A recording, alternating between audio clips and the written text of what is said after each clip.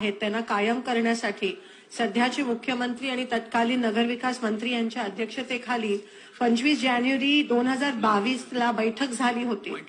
त्यानंतर महानगरपालिका सोलापूर यांनी शासनाला प्रस्ताव पण पाठवला होता, पण त्यानंतर नगरविकास विभागाकडून यावर कोणतीही कारवाई झालेली दिसत नाहीये।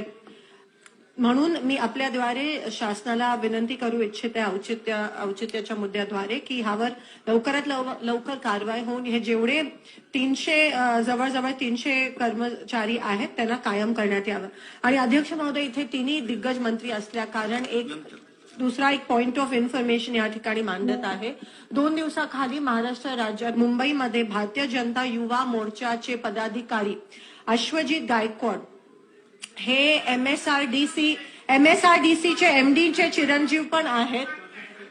पण माझा औचित्य एवढा मोठा नव्हता ना, एवढं काय अध्यक्ष महोदय, ह्यांनी एका महिलेवर अत्याचार केला आणि त्या महिलेवर गाडी त्या ठिकाणी गाडी फरफटत नेलं आणि गाडीने तिला फरफटत नेलं।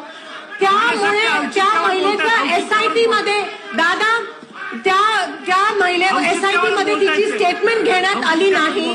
307 अटेम्प्ट टू मर्डर तिच्यावर तिने ती कंप्लेंट केलेली, पण त्याची पण नोंद झाली नाही आणि त्या कारणामुळे हे अश्वजित गायकवाडला काल बेल मिळाली।